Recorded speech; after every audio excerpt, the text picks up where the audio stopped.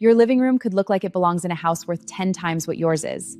I'm Nessa. Welcome to Nessa Home Project.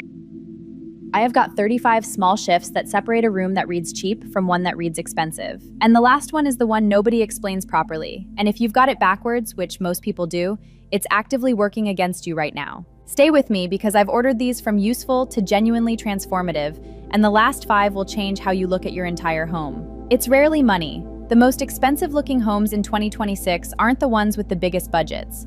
They're the ones where somebody made deliberate decisions instead of default ones. Clutter, metals used badly, and harsh lighting do more damage than a small budget ever will. Sort those 3 and everything else falls into line. And one warning before we begin. A handful of these have a right way and a wrong way, and doing them backwards is exactly what makes a room look like it's trying too hard rather than looking expensive. I'll flag those as they come up. 1. Color temperature. Swap every bulb in the house to the same color temperature.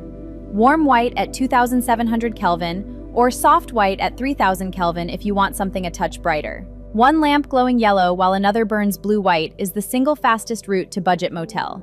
The number's printed on the box. Pick one and commit. This one change alone changes how every other tip on this list reads. 2. Layered lighting. Never let one overhead light do all the work. Add a floor lamp, a table lamp, and a dimmer. Designers call this layering, ambient, task, accent, and it's precisely why high-end homes photograph so well. A single ceiling light flattens a room. Layers give you shadow, depth, warmth. If your fan has a bulky light kit bolted underneath it, look at swapping for a fan without one. Ceiling clutter reads dated immediately. A clean fan silhouette lets the layered lighting from tip 2 carry the room instead. 3. Lose the ceiling fan light kit.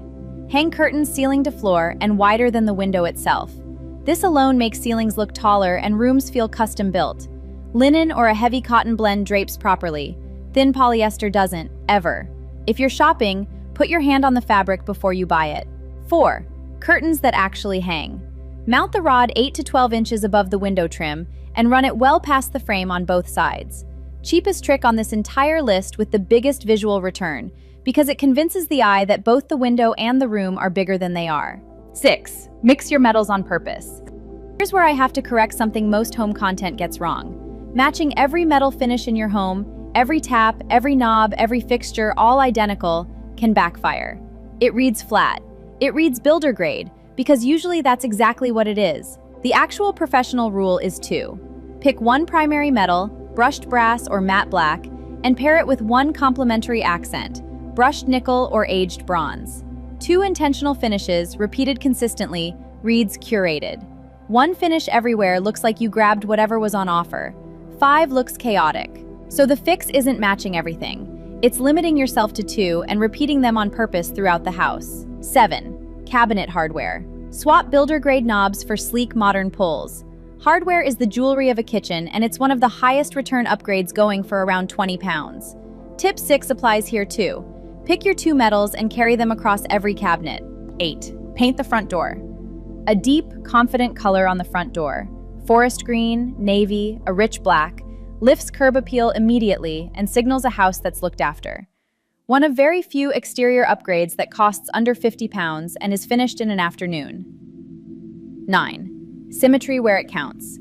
Expensive homes lean hard on symmetry for their structural moments. Matching lamps, matching chairs, matching plants either side of a fireplace or a bed. Instant polish and a real sense of calm. This is where even numbers work in your favor, which brings us to the one everybody gets muddled. 10. Go bigger on art. One large statement piece beats 5 small mismatched frames every time. Scale up.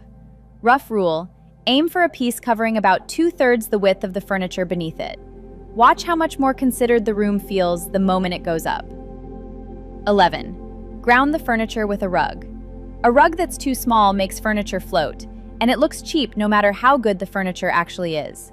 The gold standard, the one professional stagers use, is all 4 legs of your main pieces sitting on the rug.